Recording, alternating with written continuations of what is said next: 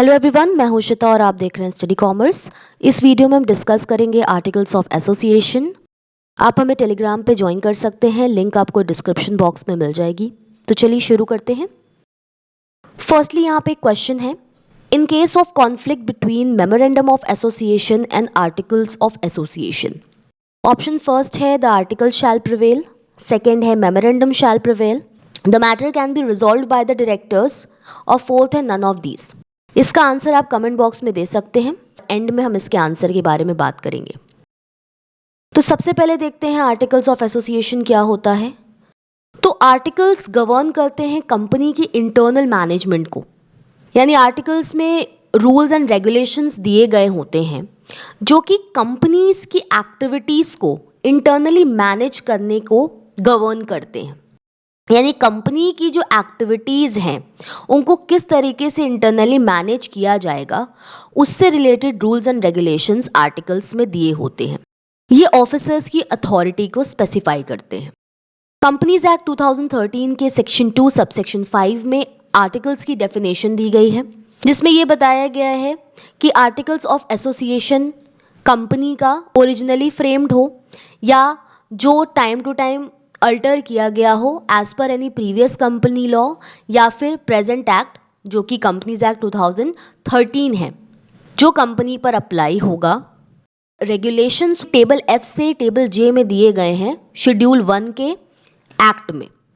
Simply अगर हम कहें तो आर्टिकल्स ऑफ एसोसिएशन में रूल्स एंड रेगुलेशंस दिए होते हैं जिनके बेस पर जो कंपनी होती है उसका इंटरनल मैनेजमेंट किया जाता है। कंपनीज एक्ट 2013 के सेक्शन 5 सब सेक्शन 6 में कुछ फॉर्म स्पेसिफाई किए गए हैं टेबल्स में एफ, जी, एच, आई और जे, जो कि शेड्यूल 1 में दिए गए हैं एक्ट के। इन फॉर्म्स को एक कंपनी अडॉप्ट कर सकती है या अपने खुद के भी आर्टिकल से कंपनी बना सकती है। टेबल एफ एप्लीकेबल है कंपनीज लिमिटेड बाय शेयर्स पर। टेबल जी एप्लीकेबल है company limited by guarantee having share capital. Table H applicable है company limited by guarantee not having share capital. Table I applicable है unlimited companies having share capital. और table J applicable है to the unlimited companies not having a share capital. 3 alternatives हैं tables को adopt करने के। पहला, या तो कोई कंपनी पूरी तरीके से इन टेबल को अडॉप्ट कर ले सेक्शन 5 सब सेक्शन 7 के हिसाब से। दूसरा है, या तो आप टेबल को फुल्ली एक्सक्लूड कर सकते हैं और अपना खुद का आर्टिकल्स बना सकते हैं। थर्ड है कि कंपनी खुद का भी आर्टिकल्स फ्रेम करे और टेबल के कुछ पार्ट को अडॉप्ट करे। इन 3 तरीकों से टेबल का अडॉप्शन किया जा सकता है। नेक्स्ट है difference between memorandum of association and article of association. सबसे पहले मीनिंग है, तो मेमोरेंडम ऑफ एसोसिएशन एक ऐसा डॉक्यूमेंट है जो कंपनी से रिलेटेड जो भी इंफॉर्मेशन होता है वो प्रोवाइड करता है at the time of incorporation. Article of association ऐसा डॉक्यूमेंट होता है जो कंपनी की इंटरनल मैनेजमेंट के लिए जो रूल्स एंड रेगुलेशंस होते हैं उससे एसोसिएटेड होता है। नेक्स्ट है type of information. Memorandum of association में पावर्स एंड ऑब्जेक्टिव्स दिए होते हैं कंपनी के। ये जो कंपनी है उसकी लिमिटेशंस, उसकी पावर की क्या लिमिटेशंस हैं उसको डिफाइन करता है, जबकि आर्टिकल्स ऑफ एसोसिएशन में कंपनी की जो रूल्स एंड रेगुलेशंस हैं वो दी होती हैं। स्टेटस है नेक्स्ट। तो मेमोरेंडम ऑफ एसोसिएशन एक मेन डॉक्यूमेंट है जबकि आर्टिकल ऑफ एसोसिएशन एमओए का सबऑर्डिनेट है। आप कह सकते हैं कि memorandum of association companies act का सबऑर्डिनेट है जबकि article of association memorandum of association का सब्सिडियरी या सबऑर्डिनेट है। नेक्स्ट है ऑब्लिगेटरी। तो हर कंपनी के लिए एमओए बनाना कंपलसरी होता है, बट आर्टिकल्स के केस में प्राइवेट कंपनी के लिए आर्टिकल्स बनाना कंपलसरी होता है, लेकिन पब्लिक कंपनी टेबल एफ को अडॉप्ट कर सकती है जो कि एक्ट में दिया गया है। नेक्स्ट है कंपलसरी वाइल रजिस्ट्रेशन। तो एमओए रजिस्ट्रेशन के दौरान कंपलसरी होता है जबकि आर्टिकल्स कंपलसरी नहीं होते हैं। एमओए कंपलसरी इसलिए है क्योंकि इसमें पावर्स एंड ऑब्जेक्ट्स दिए गए होते हैं कंपनी के। नेक्स्ट है रिलेशन डिफाइंड। तो एमओए कंपनी और आउटसाइडर्स के बीच के रिलेशन को डिफाइन करता है जबकि आर्टिकल्स डिफाइन करते हैं कंपनी और उसके मेंबर्स के बीच के रिलेशन को, यानी ये इंटरनल मैनेजमेंट से रिलेटेड है और ये क्या है, एक्सटर्नल मैनेजमेंट से रिलेटेड है। ये कंपनी और आउटसाइडर्स के रिलेशन को बताता है। नेक्स्ट है alteration of articles of association. तो कंपनीज एक्ट कंपनी को ये पावर देता है कि आर्टिकल्स को अल्टर किया जा सकता है, बट कुछ एक्सेप्शंस के साथ। पहला है articles can be altered by passing special resolution only. कभी भी आर्टिकल्स को ऑर्डिनरी रेजोल्यूशन पास करके अल्टर नहीं किया जा सकता। आर्टिकल्स को अल्टर करने के लिए स्पेशल रेजोल्यूशन पास करना जरूरी होता है। Articles must not be inconsistent with the provisions of the companies act और any other law. Companies act या किसी दूसरे लॉ के प्रोविजंस से बिल्कुल अलग ऑल्टरेशन नहीं होना चाहिए, इनको सरपास नहीं करना चाहिए या इनसे इनकंसिस्टेंट नहीं होना चाहिए। नेक्स्ट है alteration must not be inconsistent with the memorandum. Memorandum से भी इनकंसिस्टेंट नहीं होना चाहिए आर्टिकल का ऑल्टरेशन, यानी कि आर्टिकल्स मेमोरेंडम को ओवरराइड नहीं करने चाहिए। Memorandum is a supreme document, तो इसी से रिलेटेड होना चाहिए आर्टिकल्स का ऑल्टरेशन। नेक्स्ट है इलीगल नहीं होना चाहिए ऑल्टरेशन। कोई भी ऐसी चीज इंक्लूड नहीं करनी है आर्टिकल में जो कि इलीगल हो, पब्लिक इंटरेस्ट के खिलाफ हो। नेक्स्ट है alteration with the approval of central government. कुछ ऑल्टरेशंस करने के लिए सेंट्रल गवर्नमेंट के अप्रूवल की जरूरत पड़ती है, तो ऑल्टरेशन गवर्नमेंट के अप्रूवल के बाद ही करना चाहिए। नेक्स्ट है alteration cannot impose burden to buy more shares. इस तरीके का कोई ऑल्टरेशन नहीं करना है जो कि शेयर होल्डर्स को ज़्यादा से ज़्यादा शेयर्स खरीदने के लिए बर्डन इम्पोज करता हो। नेक्स्ट है alteration must not be inconsistent to the order of tribunal. अगर ट्रिब्यूनल का कोई ऑर्डर आया है तो उसको अपोज करता हुआ ऑल्टरेशन आर्टिकल्स में नहीं किया जा सकता। मान लीजिए ट्रिब्यूनल ने मिसमैनेजमेंट को चेक करने के लिए अगर आर्टिकल्स में कोई ऑल्टरेशन करवाया है, तो बाद में कंपनी बिना ट्रिब्यूनल के अप्रूवल के आर्टिकल्स में ऑल्टरेशन नहीं कर सकती। Alteration must be for the benefit of the company. जो अल्टरेशन किया जा रहा है वो पूरी कंपनी के बेनिफिट के लिए होना चाहिए, ना कि कुछ पर्टिकुलर लोगों के। नेक्स्ट है alteration must not constitute fraud on minority. जो माइनॉरिटी है कंपनी में, अल्टरेशन उनके अगेंस्ट नहीं होना चाहिए। इस तरीके का अल्टरेशन नहीं करना है जो माइनॉरिटीज के साथ फ्रॉड हो। नेक्स्ट है alteration must not result in breach of contract. किसी भी पर्सन के साथ अगर कोई कॉन्ट्रैक्ट किया गया है तो आर्टिकल्स में ऐसा अल्टरेशन नहीं करना है जो उस कॉन्ट्रैक्ट को ब्रीच करता हो, यानी उस कॉन्ट्रैक्ट को ब्रेक करता हुआ कोई अल्टरेशन नहीं किया जा सकता। तो कंपनी जब चाहे अपने आर्टिकल्स को ऑल्टर कर सकती है, इन एक्सेप्शंस को ध्यान में रखते हुए।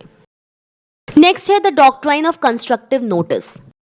एमओए और एओए एक बार जब रजिस्टर हो जाते हैं रजिस्ट्रार के पास तो वो एक पब्लिक डॉक्यूमेंट बन जाता है, और कोई भी पर्सन जो कंपनी से डीलिंग कर रहा है वो इन डॉक्यूमेंट्स को देख सकता है, इंस्पेक्ट कर सकता है।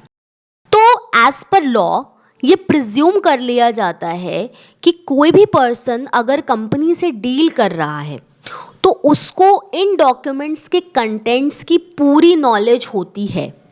लॉ ये बात पहले से मान लेता है।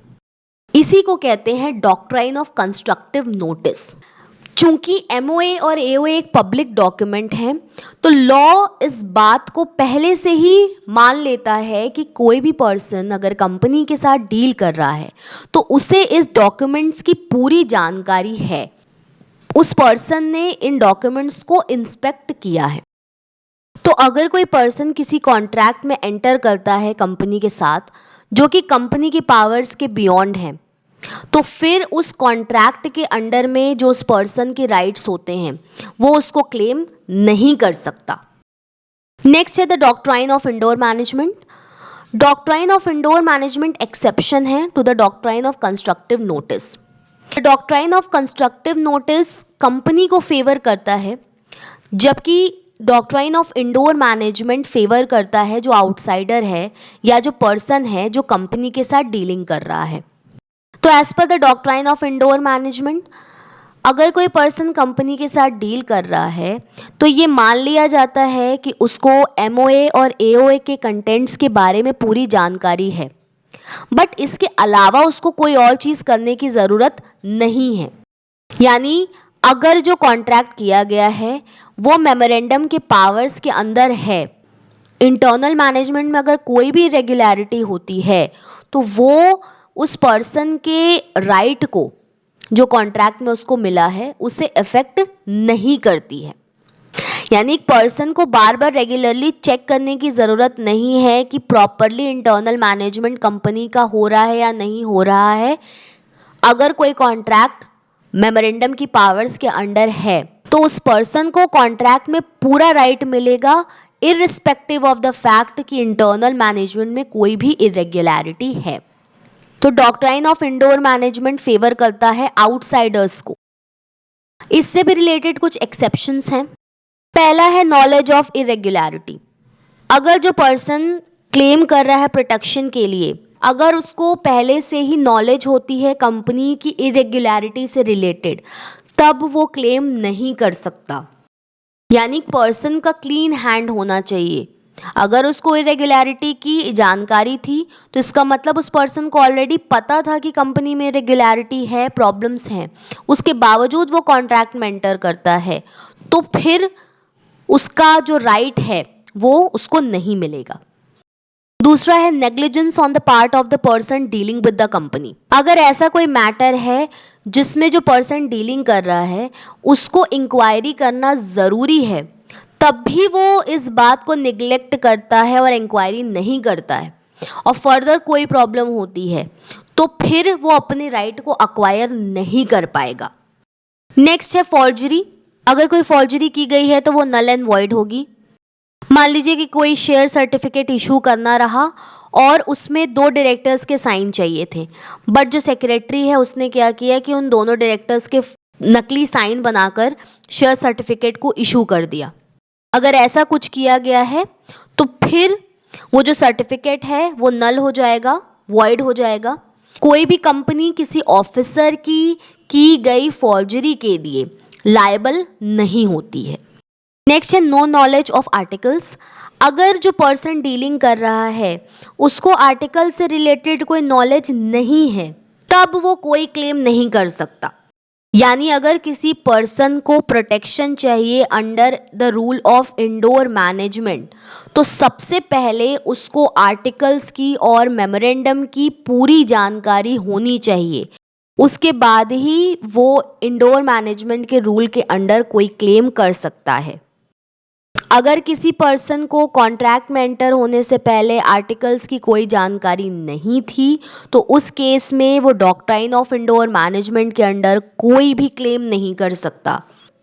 वो ये बात एक्सपेक्ट नहीं कर सकता या इंडोर मैनेजमेंट पर रिलाई नहीं कर सकता, क्योंकि फर्स्ट वर्क एक पर्सन का यही है कि वो कॉन्ट्रैक्ट में एंटर होने से पहले आर्टिकल्स और मेमोरेंडम में जो भी कंटेंट्स दिए गए हैं, जो भी इंफॉर्मेशंस दी गई हैं, उसको पहले जाने।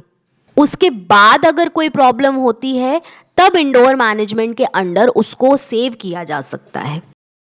तो वीडियो के स्टार्टिंग में हमने क्वेश्चन देखा था, इन case of conflict between MOA and AOA, articles shall prevail, memorandum shall prevail, matters can be resolved by directors या none of these। तो अगर मेमोरेंडम और आर्टिकल्स के बीच कोई कॉन्फ्लिक्ट है तो memorandum shall prevail. Memorandum is a supreme document, जबकि article क्या है, एक सब्सिडियरी डॉक्यूमेंट है। तो अगर कोई कॉन्फ्लिक्ट की सिचुएशन होती है तो मेमोरेंडम एक्सेप्टेड होगा। तो आज के इस वीडियो में हमने देखा आर्टिकल्स ऑफ एसोसिएशन। होपफुली ये चीज़ें आपको समझ में आई होंगी। Thank you.